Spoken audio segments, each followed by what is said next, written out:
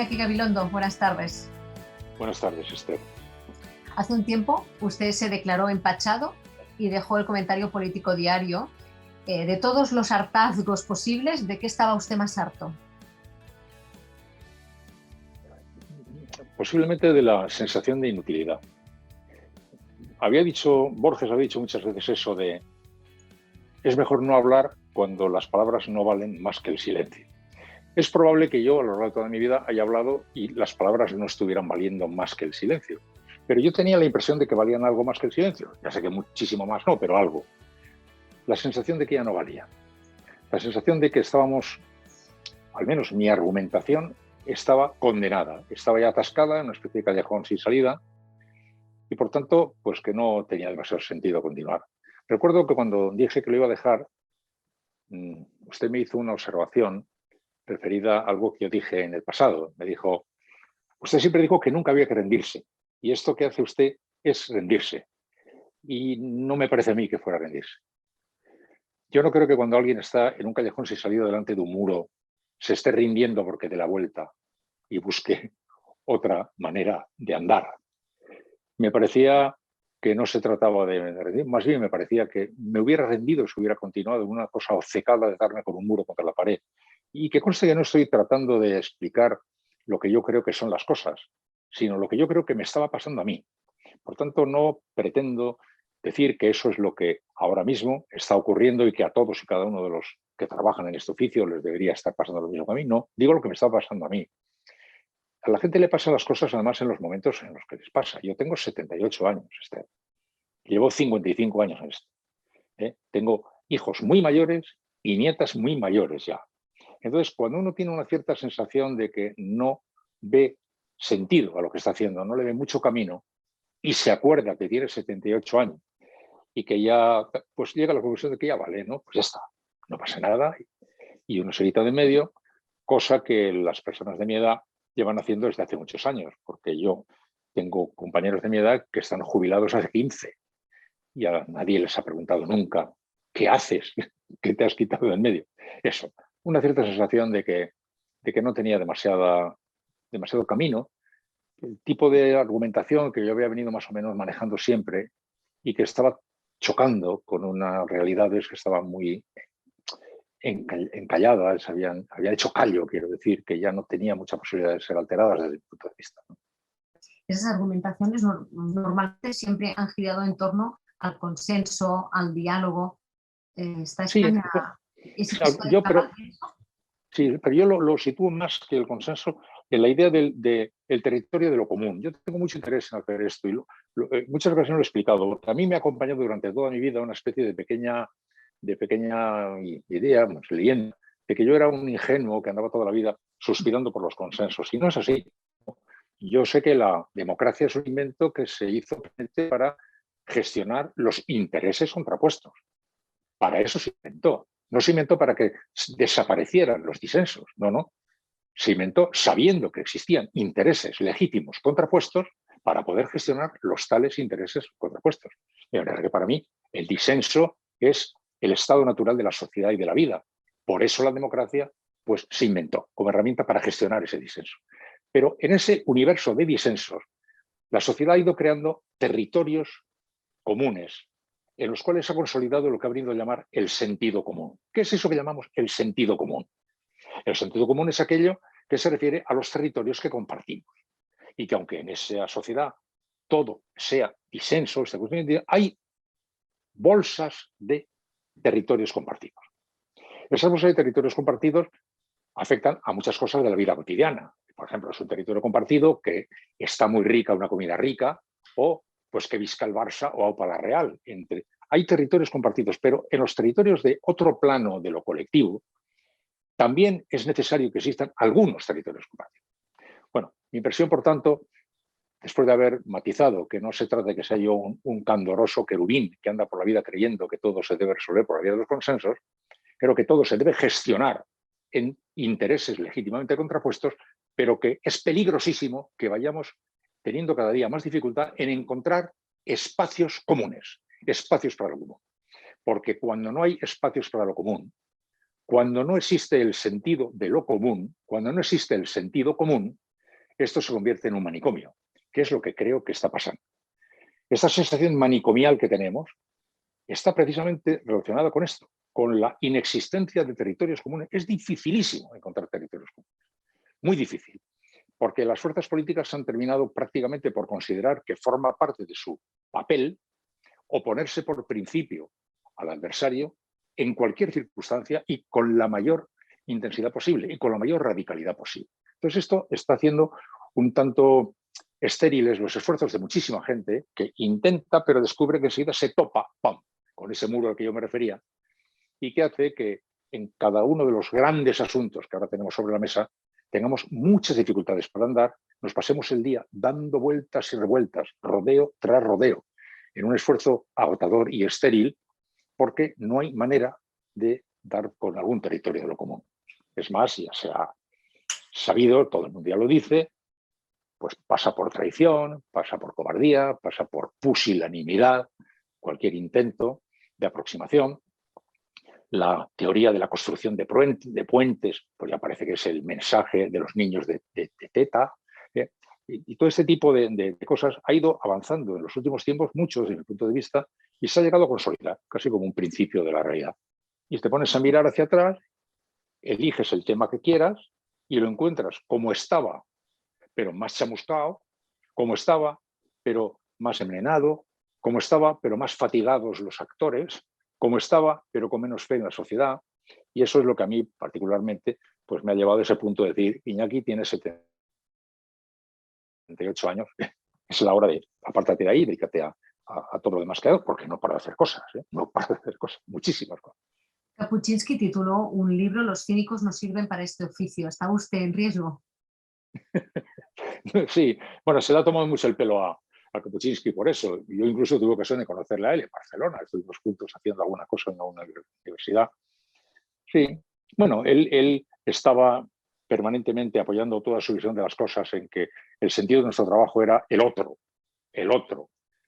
Como no se tuviera en cuenta que existía el otro, no se entendía el sentido de nuestro trabajo. Y por eso decía que los cínicos no valen para este oficio, porque los cínicos tienen dificultad para encontrar sentido a el otro, que para Kapuscinski es la razón de ser de nuestro oficio. Yo estoy de acuerdo con él. Creo que nuestro oficio tiene que ver con el otro. Y el día que el otro se te desvanece o se te convierte en una especie de mancha en el horizonte, una nube negra oscura, ahí, ¿no?, que no te dice nada, porque no existe nada más que los afines, los tuyos, cuando ya prácticamente nuestro discurso es para los nuestros, pues ya empiezan a desaparecer los otros y empieza a no tener mucho sentido la visión de las cosas que tenía Kapuscinski, ¿no? Usted habla del muro, del bucle. ¿Qué pasa en España? ¿Es España especial o España simplemente está en esa línea de la oposición y de la confrontación que vemos en otros países? ¿O es que España siempre ha sido especialmente sanguínea? Bueno, hay un poco de todo esto. Es decir, nosotros aportamos acentos propios a un fenómeno que está bastante universalizado ahora.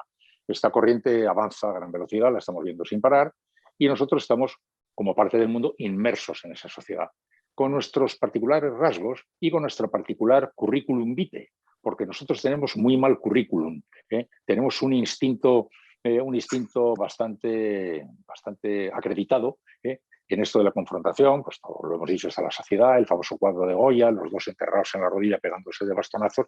Eso, antes de que se hablara de la polarización, a Goya le salió fenómeno, ¿eh? Entonces yo creo que es la suma de todo. El mundo está avanzando claramente hacia universos que prácticamente se están encerrando cada vez más en sí mismos, que cada vez están teniendo más dificultad en entender o en querer entender o en creer que pueden tener algo que decir los demás, y eso pues a nosotros nos parece un discurso que nos pilla bastante bien dentro de nuestra corriente natural, ¿no? Nos va bastante bien ahí, ¿no? Y eso es lo que pasa, aportamos nosotros nuestra tradición de... España tiene incluso en el idioma se nos delata. Es muy difícil saber cómo se dice en francés llevar la contraria, o cómo se dice en inglés llevar la contraria. Se suele decir oponerse, no, llevar la contraria no es oponerse. Llevar la contraria es oponerse con obstinación, con la intención absoluta de hacer daño. Lo decimos todos los días. Cuando alguien expresa una opinión contraria, tú siempre estás llevándome la contraria. Nos parece rarísimo que alguien, si es inteligente y tiene buena voluntad, pueda pensar diferente de nosotros. Luego, debe tener muy poca inteligencia o tener muy mala voluntad. Si no, ¿cómo va a poder estar en desacuerdo con lo que digo? Por eso decimos, nos lleva a la contraria con lo que tiene de negativo, de prueba irrefutable de mala intención o de idiotez, ¿no? Es muy difícil encontrar en inglés una manera de traducir exactamente eso, llevar la contraria. Quiere decir, el antagonismo, la oposición. No, no, no es eso. Nosotros no sabemos discutir, no sabemos discrepar. Nosotros no sabemos discrepar. El discrepante es un aguafiestas, el discrepante es alguien que viene a reventar la cosa. Entonces, a esa tradición que tenemos nosotros de tener una gran dificultad para ver esto, los matrimonios, las parejas manejan con naturalidad este principio, siempre me estás llevando a la contraria. No tenemos mucha costumbre de discrepar. Una reunión de amigos o de matrimonios cenando, una de parejas, una noche, casi siempre están coincidiendo en todo. Están hablando de uno que no está o de un fenómeno que se produce al margen de ellos. Si hay una separación de pareja, todos están de acuerdo en que lo están haciendo muy mal. Claro que se puede uno separar, pero hay que hacerlo bien, dicen todos, que luego no saben hacer bien su propia separación. Y saben muy bien cómo se educa al chico de 15 años y al hijo drogadicto del vecino de al lado. Hay una gran tendencia a coincidir. Y las cenas y las reuniones es una especie de encadenado de acuerdo respecto a otras cosas, ¿no? No estamos cómodos en la discrepancia. La discrepancia nos incomoda sobremanera, nos pone muy nerviosos y perdemos muy pronto la cabeza. Entonces, las sociedades muy complejas, que se enfrentan cada día con fenómenos más difíciles de entender, tan sutiles, tan complejos, tan discutibles, tan opinables, tan poco rotundos en prácticamente todo, pues se lleva bastante mal con esta dificultad para discrepar. Y entonces, claro, repasamos nosotros los problemas que tiene la sociedad, que son de una gran complejidad. ¿Cómo podemos abordar los problemas de una gran complejidad si partimos de la base de que no podemos discrepar de una manera razonable, que tenemos que discrepar mal? Ese yo creo que es el aspecto que está ahora mismo haciendo muy, muy difíciles las salidas de los problemas, esta especie de círculo, como digo yo, pues la noria, ¿no? Estamos, como siempre, como una noria, en el mismo sitio que hace una hora, pero después de haber dado 40 vueltas y con el estómago revuelto y con dolor de cabeza. Bueno, pero estamos en el mismo sitio, ¿no? Pues esta especie de noria en la que nos movemos alrededor de las cosas que no se terminan nunca de desatascar, está muy relacionada con esta dificultad para poder buscar las vías de salida por rozamiento de puntos de vista discrepantes, porque no tenemos mucha facilidad para la discrepancia. Lo llevamos muy mal. Un rasgo bastante general y en España muy, muy, muy acreditado. Yo creo que cada día más acreditado, o me lo parece a mí. También yo quiero insistir, Esther, repito mucho, que todo lo que yo estoy expresando lo expreso, claro, está desde mi perspectiva y desde mi experiencia y desde mi edad. A lo mejor también son los tics de viejo, que puede ser, yo no pretendo, como digo, darle carácter universal a nada, expreso mis sensaciones, ¿no? Pero creo que vamos a peor en este capítulo. Hubo un momento en que esa discrepancia, que era muy, muy evidente, no lo había sido nunca tanto, consiguió llegar a algo que durante un tiempo pareció modélico, que era la transición española. ¿Qué papel tiene la cercanía de la guerra en esa capacidad de llegar a un consenso? Yo he dicho algunas veces, hay quien no ha estado de acuerdo, algunos sí, en que algo que jugó a mi juicio un papel bastante destacado fue el miedo. Algunos se han enfadado y dicen, no, el miedo es un sentimiento muy negativo, aquello tuvo un perfume que no merece un término tan negativo. Yo quiero que se me entienda. Todos tenían el temor de que aquello acabara mal. Cuando murió Franco, las posibilidades de que aquello nos llevara a un choque entre los extremos, como estaba en la memoria que había ocurrido hacía no demasiado tiempo, contribuyó muchísimo a que quien presentó una oferta de corte templado, como fue Adolfo Suárez, fuera inmediatamente recogido como con alivio. Nadie quería que aquello sacara las cosas de quicio. Contribuía mucho también la ignorancia general por parte de todos de que nadie sabía muy bien cómo se jugaba eso de la política y de la democracia. Y estábamos todos aprendiendo. no había grandes sabiondos del asunto. Y el hecho de que no hubiera grandes sabiondos ayudaba mucho, porque estaba relativamente aceptada la impotencia de cada uno para encontrar la solución maravillosa. Pero el temor yo creo que jugaba un papel importante, a mi juicio jugó un papel importante. Y creo que es bueno que el temor exista, porque a mí me ha dado un poco me ha hecho un poco de impresión el poco miedo que tiene ahora la sociedad a las consecuencias de muchas de las cosas que hace. Yo digo, hombre, ahora no tendrá que tener el tipo de miedo que se tenía a lo que pasaba porque había habido una guerra civil hacía poco y porque estaban muy heridas las familias, estaba muy herida la sociedad por ese conflicto que vemos que tarda y tarda y tarda, nunca se cura. Los conflictos civiles dejan heridas que duran muchísimo tiempo. Ese tipo de conflicto no está ahora, pero hay otras amenazas que están permanentemente por ahí, pero parece que a la gente no le asusta mucho, ¿no? Y a mí me parece que podría contribuir a buscar vías de entendimiento una mayor conciencia del peligro, una mayor conciencia del peligro. No será exactamente aquel tipo de peligro, habrá otro tipo de peligro, pero el peligro de que las cosas se nos vayan de las manos. Imaginemos, por ejemplo, en el caso que nos ocupa ahora con la pandemia y con la recuperación económica.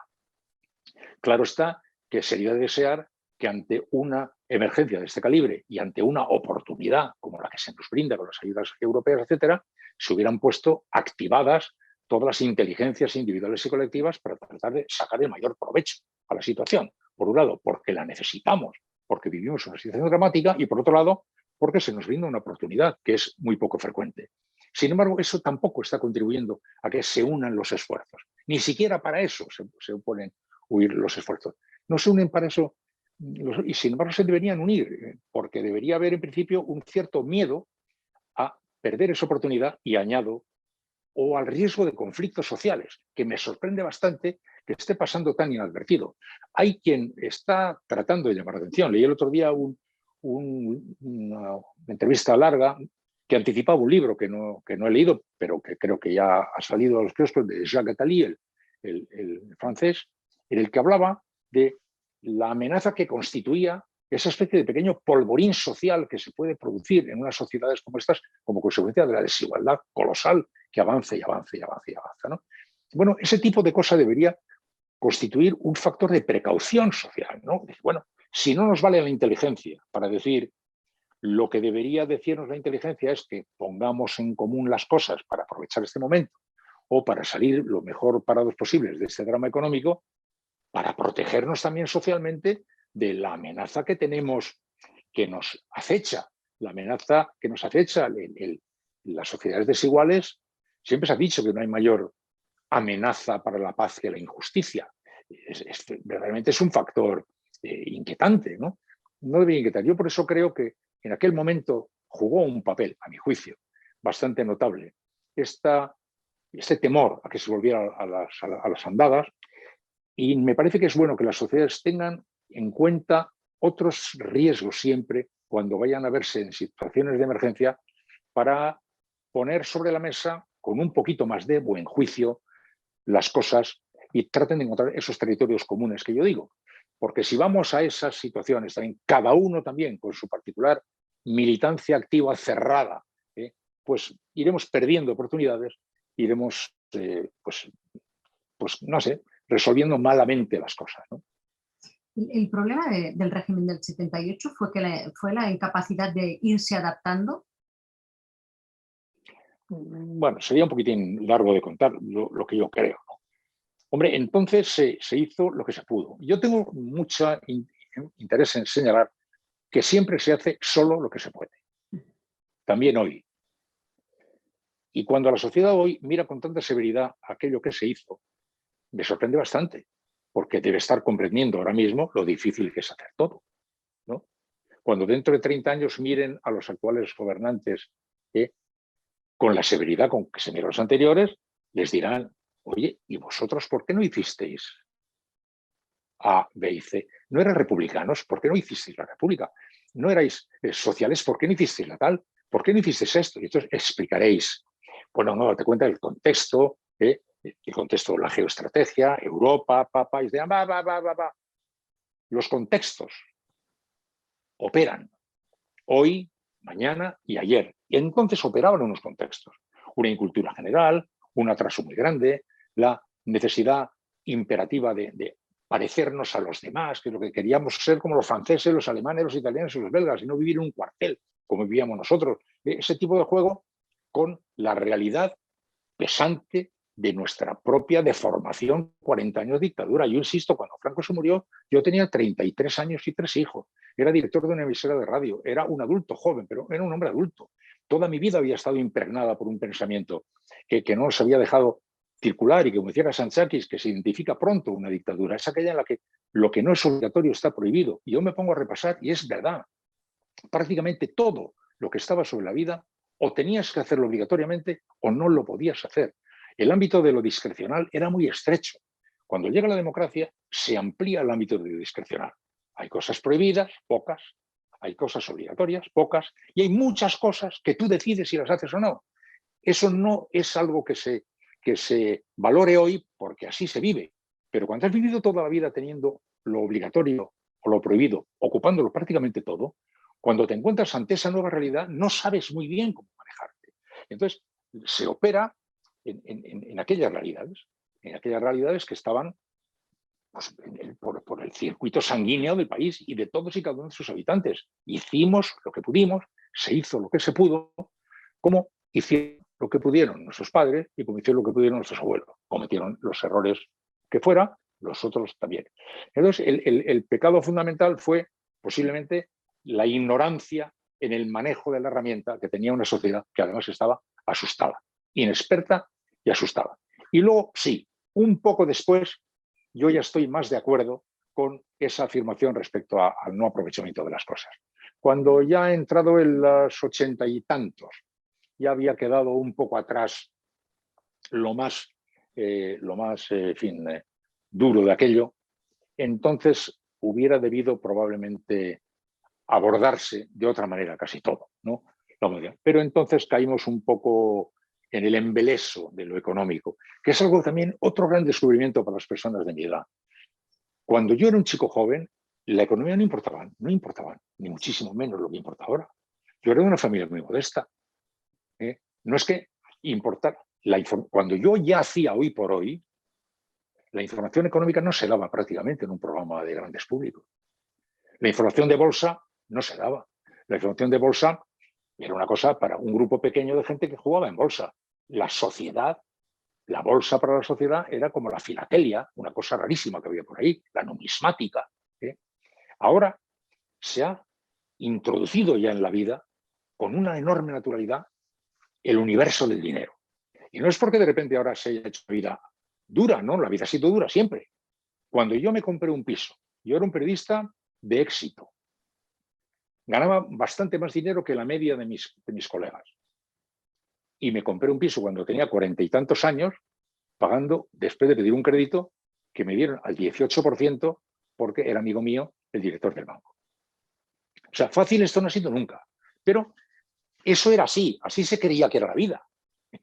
Y de pronto empieza ya la sociedad a vivir en unas lógicas económicas que me resultan, que nos han cambiado la cabeza.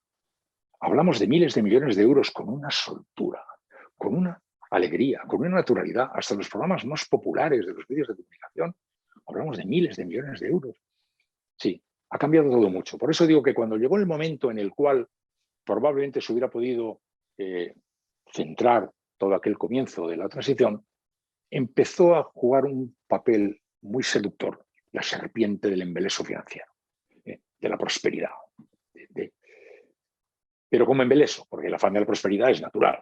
No, el embeleso, el nuevo riquismo, ese que nos ha hecho un daño del cual prácticamente no hemos parado mientes.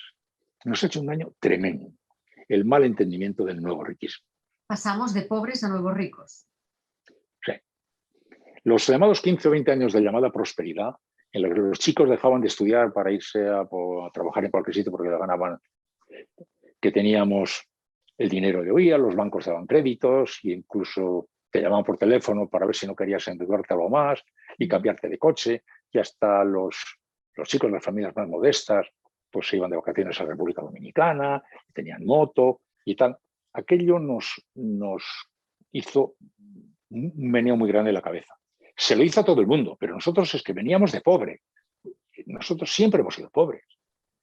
Había ricos, pero la inmensa mayoría de la sociedad era una sociedad humilde, que vivía en la pobreza. Te digo, yo era un profesional razonable, me vivía mejor que mis compañeros y no tenía un piso, ni lo podía pagar, y cuando me metí en un jaleo para pagarlo de muchos años, etcétera, etcétera.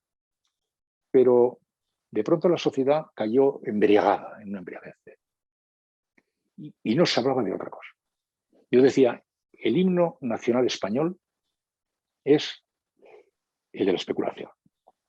En un bar una persona le decía a la de al lado, pues a mi vecina, el piso que le había costado 200.000 lo vendió la semana pasada por 400.000. No me digas así. Pues a mi primo, a mi tío, estaba todo el mundo en el embeleso del progresar, del piso que me he comprado. Ahora ya me ofrecen el doble. Ya tengo un Range Rover y me he ido de vacaciones al República Dominicana. Aquello yo creo que descolocó mucho a la sociedad. Eso se puede fechar bastante. Esa era la España de Sí, Aznar, ¿no? sí. Sí, la España, bueno, ya muchas veces lo he dicho, cuando se puso a la venta España, cuando se liberalizó el suelo y cuando se dijo, señores, aquí a construir. Cuando nos parecía normal que en España se fabricaran construyeran más pisos que en Francia, Alemania, Italia y Holanda juntos. Nos parecía normal. Nos parecía normal que el progreso nuestro se sustentara en eso. Pero ¿quién podía creer que íbamos a estar toda la vida fabricando millones de pisos, que íbamos a tener 15 pisos cada ciudadano? ¿Qué expectativa tan enloquecedora era aquella, ¿no? Sí, aquello hizo, a mi juicio, mucho daño. Sacó a mucha gente de los estudios, le metió en la cabeza a todo el mundo la idea de que ya había quedado atrás el fantasma de la pobreza.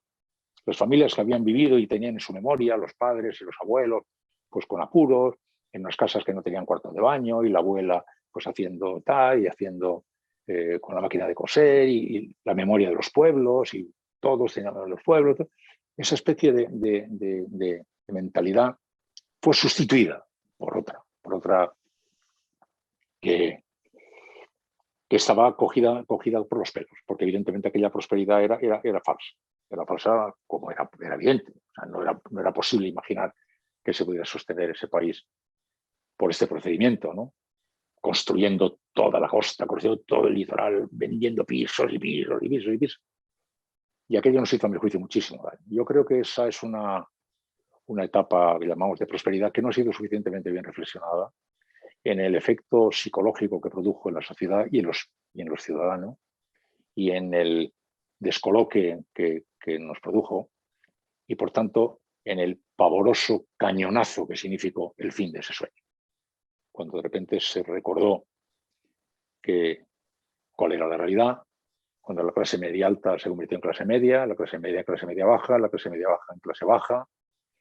Los chicos de la República Dominicana empezaron los que tenían, ya no tenían, los de la moto ya no, y los chicos jóvenes pasaron en 7 años de creerse que estaban en Hollywood a no tener ya horizonte. Fue un tiempo que no creo que se ha estudiado suficientemente. Se ha analizado desde el punto de vista económico, pero en la repercusión que produjo en la sociedad, yo no sé, se han debido escribir millones de libros, no digo yo que no, pero yo no tengo la impresión de que se le haya prestado la atención que yo, al menos personalmente, creo que merece, porque yo tuve la sensación casi física de estar asistiendo a una calamidad psicológica en la sociedad. O sea, una auténtica, como si estuviera, como el coronavirus psicológico en la sociedad.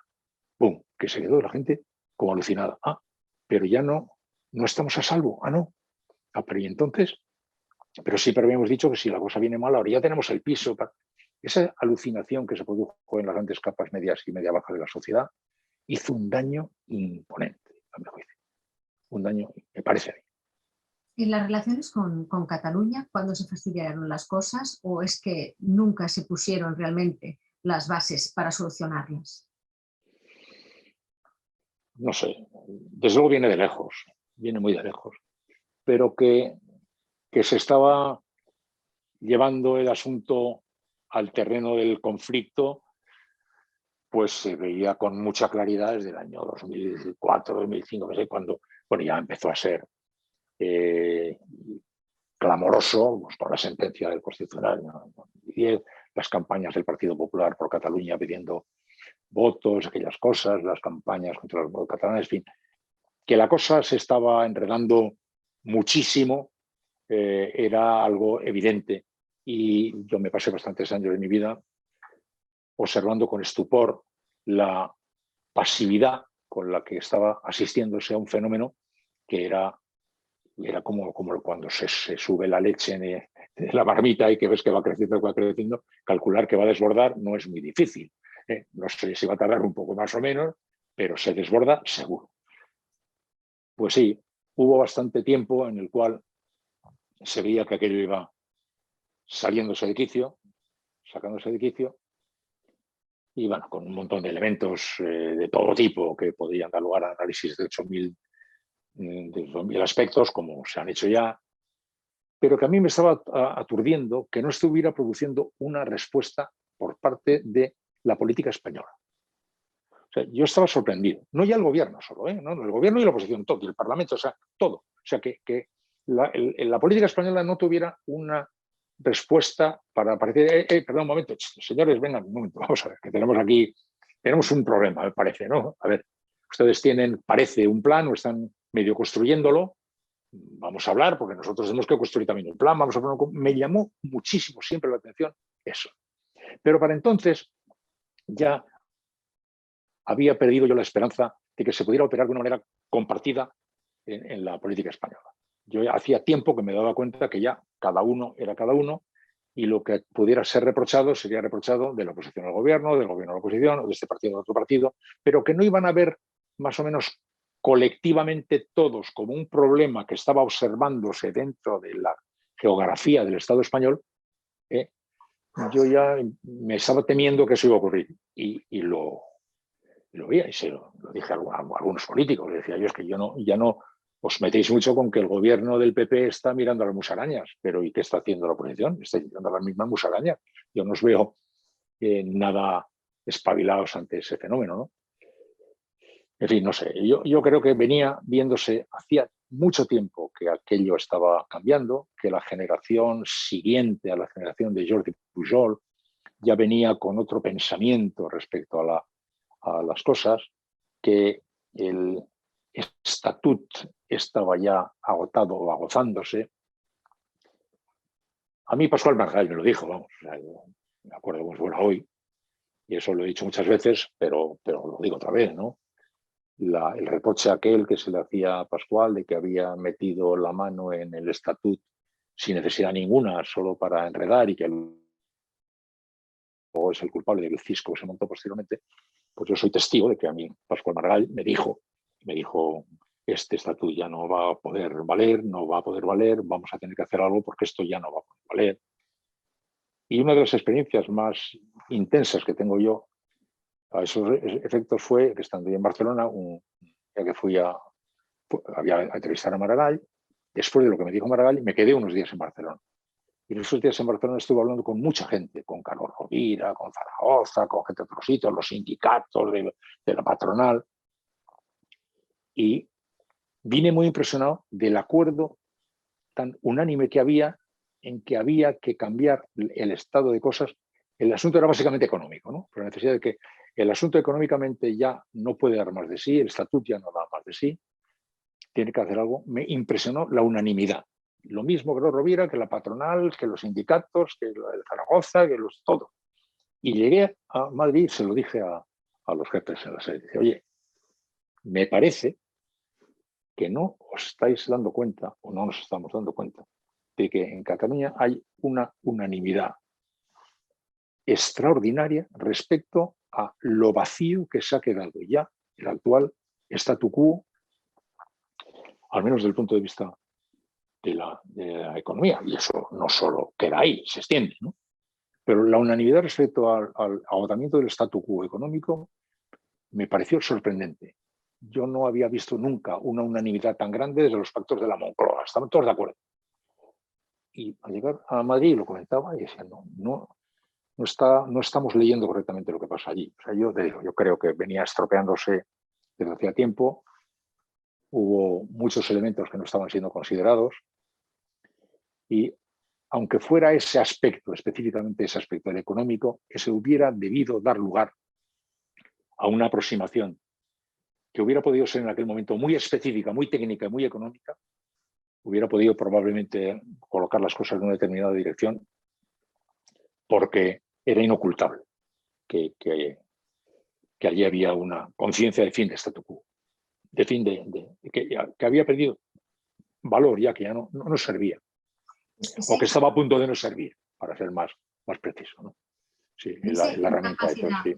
Esa incapacidad de dialogar, de cambiar las cosas, de no llevar las cosas al límite, ¿no? De no sacarlas de quicio, condena a Cataluña y a España al enfrentamiento perpetuo. Bueno, es que justamente es de estas cosas de las que ya no quisiera mucho hablar, pero tengo la impresión de que le pasa al conflicto entre Cataluña o España, o ante el independentismo catalán y el Estado español, o ante como quiero decirlo, lo que le está pasando a otras muchas cosas, que es que no se están poniendo sobre la mesa las herramientas para poderlas desatascar. Es que van a quedarse atascadas 1000 años como no se pongan las... ¿no? Es que todas, cualquier otro tema también, la reforma constitucional, cualquier aspecto de las cosas que quieras, una mirada nueva sobre el estado de las autonomías, todos estos asuntos requieren una actitud que no existe, y sin esa actitud no se puede modificar. Por eso la política se está convirtiendo en calderilla. ¿Por qué? Porque como los grandes asuntos necesitan acuerdos, y como no se puede llegar a ningún acuerdo de nada, los grandes asuntos se van quedando aparcados. Vamos dejando aparcados. Tenemos el desván abarrotado de asuntos pendientes. Abarrotado de asuntos pendientes. Los más importantes. ¿Por qué? Porque son inabordables sin acuerdos. No se pueden abordar sin acuerdos. ¿Por qué no? Porque técnicamente no es posible. Algunos porque constitucionalmente no es posible, porque no se dan las mayorías suficientes para poder comenzar a hablar. Otros porque sencillamente no se puede avanzar si no se llega a ningún tipo de acuerdo. Entonces, abres el cajón del desván y está abarrotado de asuntos que van envejeciéndose entre telarañas, y ahí se van a quedar peronia secula seculorum, porque no se pueden abordar si no es con acuerdos. Porque nadie puede abordarlos de una manera unilateral. Y el que lo intenta de una manera infructuosa, como cuando se intenta una reforma educativa y surge la reforma educativa, la 8ª reforma educativa, que en el momento exacto que nace sabe que va a morir en cuanto cambie el gobierno, y saldrá la 9ª reforma educativa, y así sucesivamente. Entonces, los intentos por parte de unos de resolver asuntos que solo se pueden resolver por parte de bastantes o de todos, hace que finalmente, por conciencia de inutilidad, la gente los descarte y los aparta. Y entonces, ¿a qué llamamos gobernar? A la gestión de la calderilla, la virutilla, la bisutería de la vida, porque ya no hay manera de tocar los asuntos. Y elige el que quieras. Y le está pasando un poco al mundo. Ahora mismo, pues ya ves, en el caso de Mariano Rajoy le pasó bastante. Yo solía decir muchas veces, ¿no?, que Mariano era más bien un contable, es decir, estaba llevando la contabilidad del país. Llevaba la contabilidad, porque la política, la acción política estaba en cierto sentido a los lados. Esto está fuera de mi incumbencia, está fuera de mi alcance, yo eso no lo puedo tocar, tampoco le apetecía demasiado. Entonces iba más o menos dedicándose a la gestión, y entonces ya la política se convertía en hemos subido un 1,3, hemos bajado un 0,2, hemos mejorado un 7,1, hemos bajado un 4,3. Claro, llevar la vida a ese sitio es tan ridículo, es tan ridículo. Imagine, Esther, que nosotros somos amigos hace muchos años, no nos vemos en tiempo, y al saludarnos pregunto: Esther, ¿cómo va la vida? Y me dice: pues mira, este año con relación al año pasado un 2,4 más de ingresos, luego he tenido un 3,2, pero vamos a ver, ¿se puede explicar la vida solo con los 7 datos que son imprescindibles, pero que no explican para nada la vida? La vida necesita ser explicada con millones de otras cosas más. Entonces, intentar que la gobernación de un país sea llevar la contabilidad de ese país, y que a la gente le parezca que eso es lo normal, y que casi el periodismo ya acompañe eso como si fuera eso así, y un país, el estado de un país, el debate sobre el estado de la nación o el debate sobre el estado de lo que sea, es finalmente un repaso de las cuentas, como si los elementos que no son contables pues no fueran importantes. Wow. Y como decía el filósofo coreano, dice: las cosas más importantes de la vida no son cosas. Y es verdad. Las cosas más importantes de la vida no son cosas. Las cosas más importantes de la política tampoco son solo los números. Pero hemos terminado por entrar ahí porque de eso se puede hablar. Hemos subido un 1,3, qué bien, hemos bajado un 0,2, vale, estupendo, bien. Mientras tanto, los hijos están enfermos, los abuelos han muerto, no tenemos ilusión, me he separado de mi marido, tengo cáncer, se me ha prendido fuego la casa, pues no importa. 1,2, 3,4, 4,1, 1,5, ¿vale? Pues así, estamos, me temo, entrando en este tipo de universo en el que, como digo, quedan descartadas las grandes cosas que solo se pueden abordar poniendo mucho más en común de lo que ahora está puesto. Y no se puede poner, son bandos y los bandos no van a desatascar eso. El conflicto que hay ahora mismo que separa a Cataluña de España, o a Cataluña independentista de España, como quieras, que no quiero meterme ahí en libros de caballerías, es un lío que yo no lo voy a ver resuelto. Y no tengo ninguna intención de morirme el año que viene.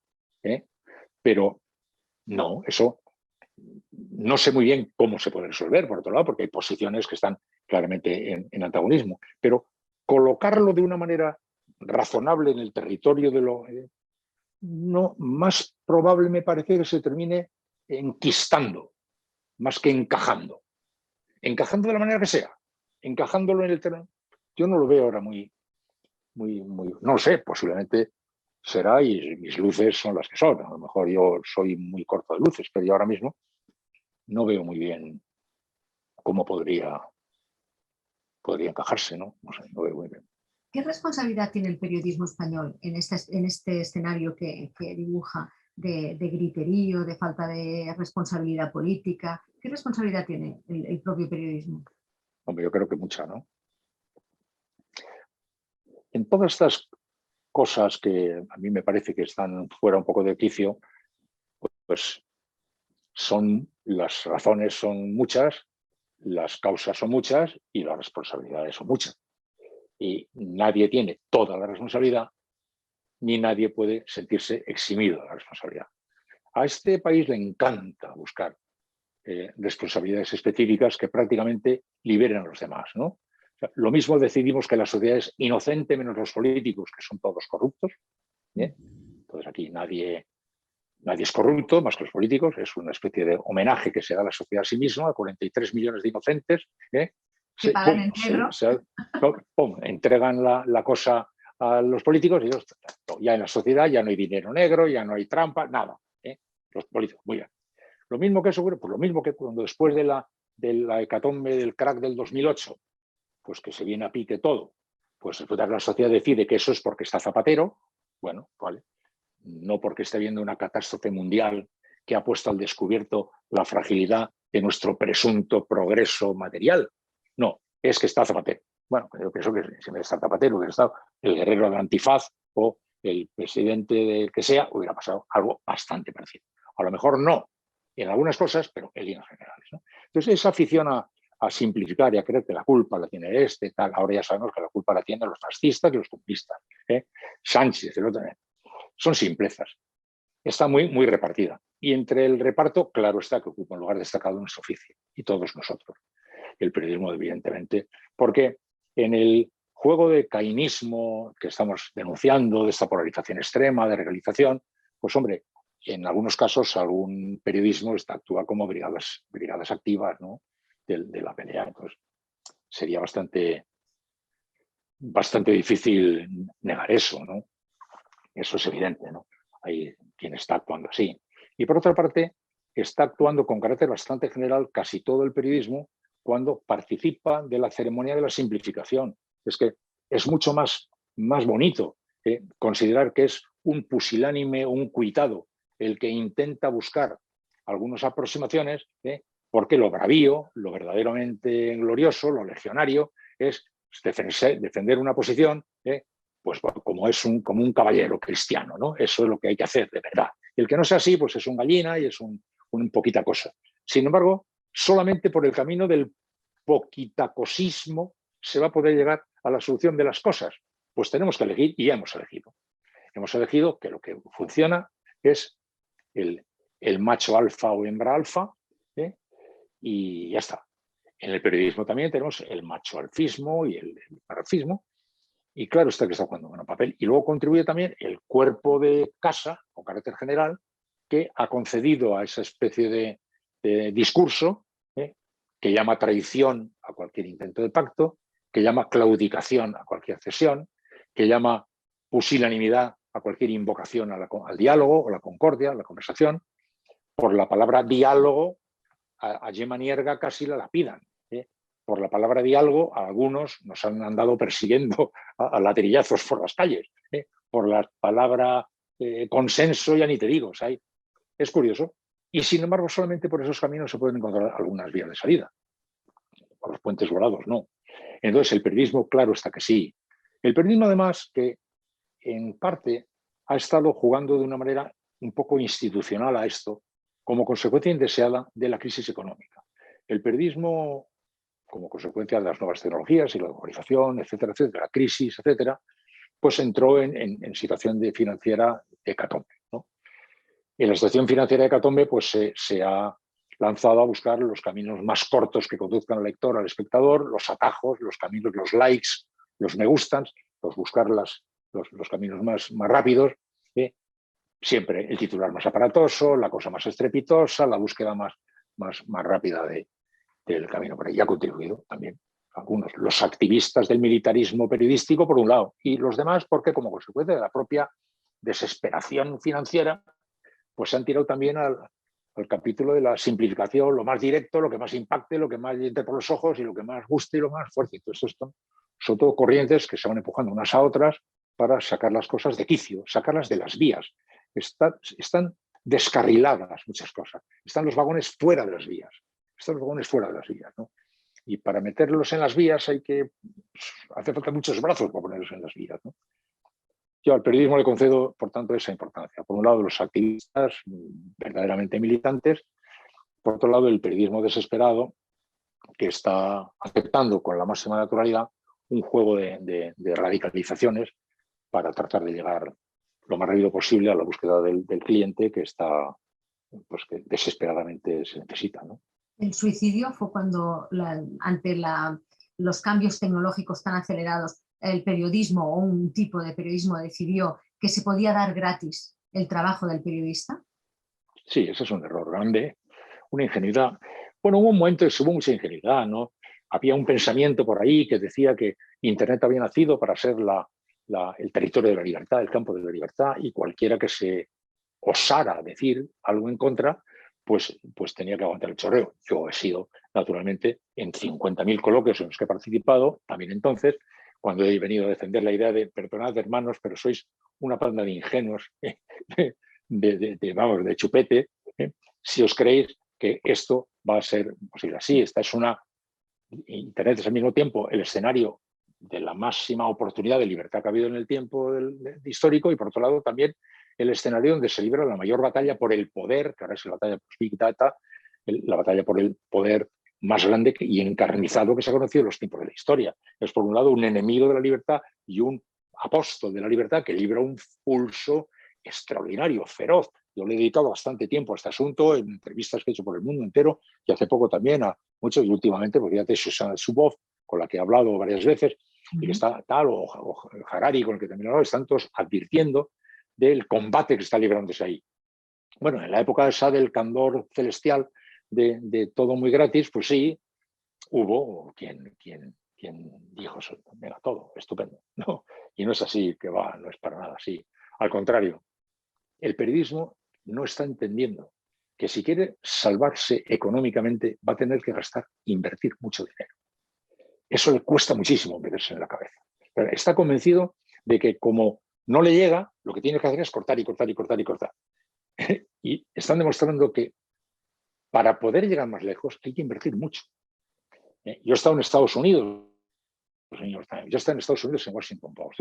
Estas organizaciones, a mí me dijo el director de Washington Post en su despacho en Washington, me dijo, si me llegan a mí a decir que yo iba a contratar a 50 periodistas más hace 2 años, me hubiera parecido que estaban locos, porque esa tentación de cada vez menos enviados especiales, cada vez menos corresponsales, cada vez menos periodistas pagados, cada vez periodistas más más baratos, cada vez contratos más miserables, para que así nos llegue, cada vez más likes, cada vez más likes, cada vez más likes.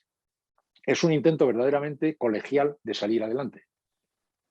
Pero lo entiendo porque es una situación desesperada. Y como es desesperada, comprendo que se tenga esa tentación. Pero ya ha pasado el tiempo suficiente para saber que no es por ahí. No es en absoluto por ahí. Y entonces, ahora, pues, el periodismo tendrá que dar la vuelta a su propio calcetín, entender que la independencia es la madre de todo, que la calidad es la madre de todo, que hay que invertir para ofrecer productos de la más absoluta calidad para poder cobrar por ellos y cobrar más, para lo cual tienes que tener más calidad todavía e invertir más para poder soñar con ganar más. Es un cambio absoluto de mentalidad. Y la frase que yo repito bastante, ¿no? La idea de es que hay que dar a la gente lo que la gente quiere. Yo cada vez que veo en un periódico, que casi todo lo ponen, ¿no? Que ponen lo que más gusta a nuestros lectores, ¿no? Y tal. Y ponen las cosas que más han gustado, los que más likes han recibido. Y yo digo, pues vale, a mí me parece muy bien que estés contento con acertar con lo que la gente quiere oír. Todos queremos que nuestro público nos aplauda. Pero es que además de lo que la gente quiere oír, tiene también que el periodismo tiene que hacer lo que la gente tiene derecho a saber. Tiene derecho a saber, aunque a lo mejor no es exactamente lo que en ese momento esté queriendo oír, ni lo que le va a proporcionar más likes. Estamos todavía en la fase, como digo, en la fase infantil de la crisis. Y la fase, pero está ya empezando a mostrarnos que la salida del periodismo tendrá que ser por la vuelta a los principios fundamentales de nuestro movimiento, que también lo tenemos, que son la independencia y la calidad.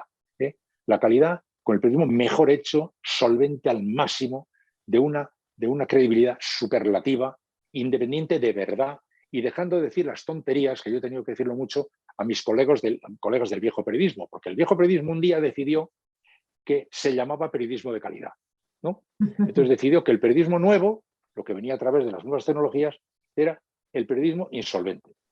Y entonces se dividía el periodismo entre el periodismo insolvente, que era lo que venía, y el periodismo solvente, que éramos nosotros. No, el periodismo de calidad está en el periodismo anterior, en el actual, en el venidero, en el nuevo, en el viejo, que no está relacionado con que estabas antes o que has venido después, que no se da por antigüedad. Y el periodismo que se llama a sí mismo periodismo de calidad, pues tiene mucho que reflexionar respecto a lo que ha hecho con su independencia, lo que ha hecho con su relación con los poderes, lo que ha hecho con su relación con muchas cosas. Y en ese sentido hay una profunda reflexión que hacer, teórica, ética, técnica, profesional y económica. Y en ese combate se está. Y ahora ya tenemos algunas pistas, porque algunos casos ya están empezando a salir adelante. Yo he dicho algunos casos de la prensa americana, están ya teniendo buenos resultados, no solo allí, en otros sitios, a base de haber invertido el juego que hace 5 o 7 años parecía que era la verdad, que era no gastarse ni un céntimo más, volar todo aquello que costara una peseta, hacer el periodismo de pantalla, que nadie salga a la calle, no queremos un reportero, no queremos un testigo, nadie tiene que ver nada, todo se hace a través del ordenador. Si puede ser un chico nuevo, mejor que viejo. Si puede no cobrar, mejor que si cobra. Pues, claro, ese asunto durante unos años pareció ser pues, el dogma de la situación. La salida dogmática de la crisis era una equivocación. Muy claramente era una equivocación. Comprendo que no es fácil lo otro. Pero es que fácil o no fácil, el asunto no consiste en que sea fácil o no fácil. Lo otro es la muerte. Pero con absoluta seguridad. Y ahora pues yo tengo, sin embargo, una gran esperanza en el periodismo porque el periodismo lo están practicando millones de personas en todo el mundo, jóvenes, periodismo de todo tipo, en fórmulas de gran estructura industrial, de corta estructura industrial, periodismo sin ánimo de lucro, periodismo de millones de colores es un tornasol variadísimo, con gente de grandes. He visto pues, un canal de Estados Unidos que solo da información de anticipo de terremotos en la costa californiana. Si puedes dar solo la cartelera de espectáculos de Logroño, si hay periodismo que puede abarcar el mundo entero o solamente tu territorio. Pero todo él tiene que estar marcado por la independencia, la solvencia, la seriedad, con un absoluto sacrosanto. Entonces, el periodismo de calidad que repase su currículum y su historia respecto a dependencias o no dependencias, vinculaciones o no vinculaciones, independencias o no independencias, y su respuesta económica a la crisis. En algunos casos, pues ha sido muy explicable. Yo he estado toda mi vida en una compañía que ha tenido un problema financiero de una envergadura absolutamente inconmensurable por un episodio que todo el mundo conoce y que naturalmente le puso en una situación verdaderamente límite. Otras compañías no se vieron tan lejos, pero el problema ha sido universal, ¿no? Entonces, el periodismo de ven aquí que te lo regalo, que todo es gratis, y que yo además lo voy a hacer gratis porque voy a quedarme con 4 y el que trae el café, y voy a hacer un periodismo de mesa camilla que lo voy a querer vender a precio, ya lo que revelo luego, a precio de periodismo de calidad. No es así. Bueno, nosotros continuaremos, sabe usted muy bien que nosotros este medio hace 10 años que es un medio de suscripción, básicamente, es un medio de pago y aquí intentaremos continuar. Muchísimas gracias por su tiempo y veo que usted tiene, por suerte, muy lejos aquello que usted mismo denomina a veces el viejazo. Sí, es curioso, me lo dicen los mexicanos. Eso lo suele decir mi mujer, que es muy graciosa. Decir eso. Una mañana te levantas, te miras al espejo y dices, mira, me ha dado el viejazo. Porque es verdad. Tú te crees que estás normal y un día notas ya que te ha pegado el viejazo. Y me dice mi mujer, bueno, hoy todavía no te ha dado del todo el viejazo. Ya ronda. Bueno. Muchas gracias por su tiempo. Un placer. Muchas gracias, Esther. Un saludo. Un abrazo.